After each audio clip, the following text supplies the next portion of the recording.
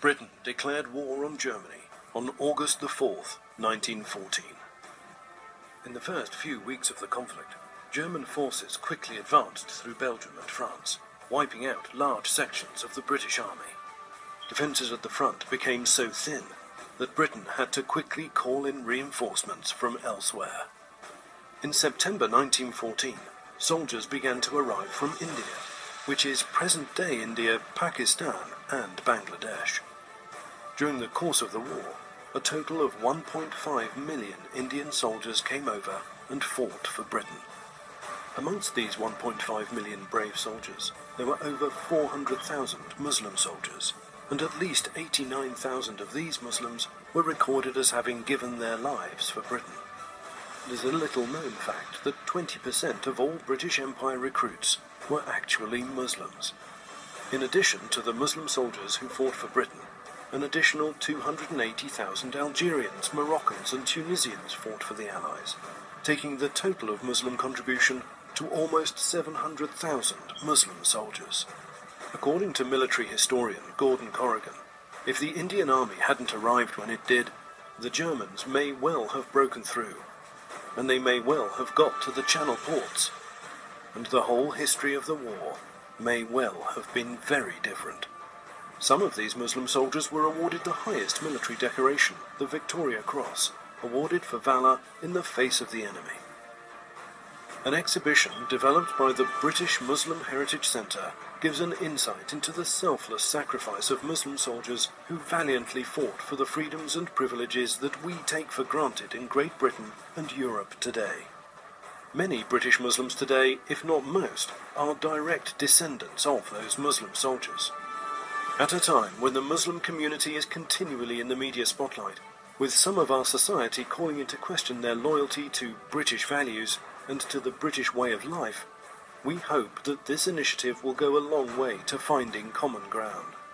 The people that have worked towards this have done so with incredible vision. So the curator, the committee, the people that have fronted it all up, secured the funding, put in the hard work, but also had the vision to see this, because this was visualised before it ever became real.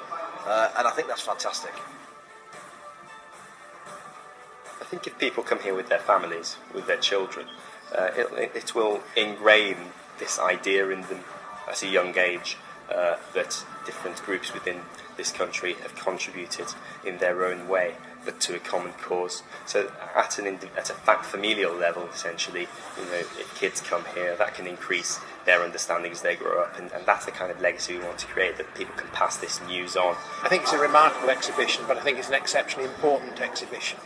Not only does it commemorate what the Muslim community did during the First World War, but it's an opportunity for the wider community to see that for themselves. I don't think many people in the United Kingdom actually know or appreciate what the Muslim community's contribution was in the First World War.